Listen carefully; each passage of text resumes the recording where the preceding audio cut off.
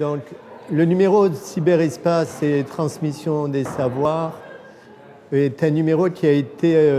pensé et réalisé avec une collègue de Lyon, une jeune anthropologue qui s'appelle Evelyne Lasserre.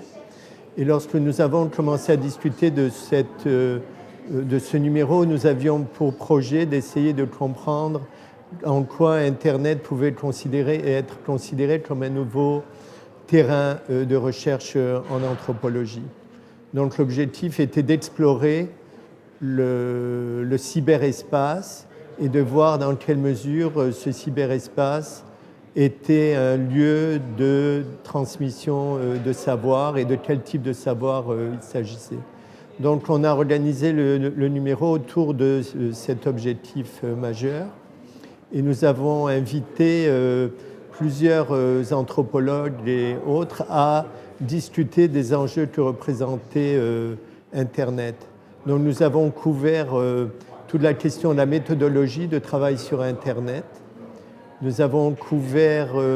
toutes les questions touchant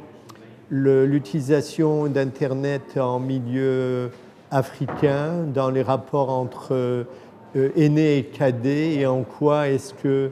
l'utilisation d'Internet transformait ces relations. Nous avons travaillé aussi un article par Evelyne Lasserre qui portait sur l'utilisation d'Internet et le handicap. Et nous avions des articles qui exploraient l'utilisation d'Internet chez les Inuits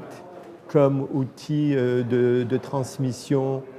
touchant le système social et la parenté.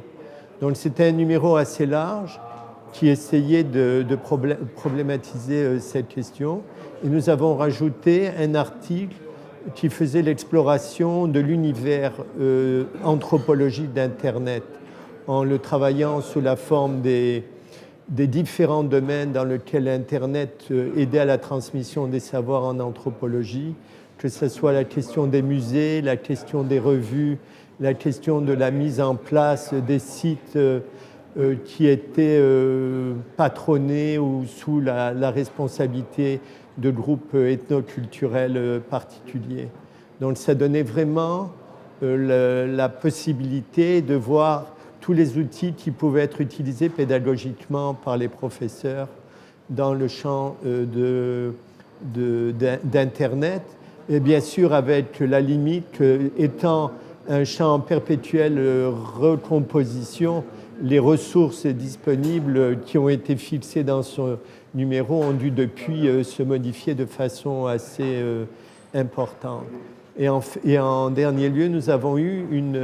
une entrevue très intéressante avec Pierre Maranda, qui a lui-même développé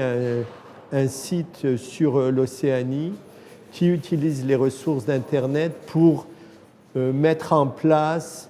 des stratégies de référencement par rapport à la culture océanienne dans son ensemble, à partir de mots-clés, d'hyperliens, de photos et autres, qui permet de mettre en relation des sociétés océaniennes qui étaient peut-être, à cause de la distance qu'il y a entre les îles, difficilement en contact serré. Donc cette entrevue a permis de vraiment mettre en place une vision de ce que pourrait être la contribution de l'anthropologie non seulement à l'étude des sociétés, mais à la transmission des savoirs et des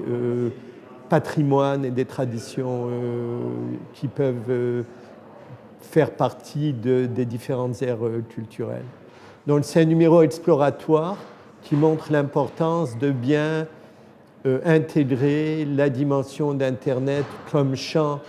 à la fois de réflexion, comme champ d'observation et comme champ de socialisation dans la société contemporaine. Et à notre avis, les anthropologues doivent tenir compte maintenant de ces cyberespaces pour comprendre les enjeux anthropologiques qui se posent dans le monde contemporain.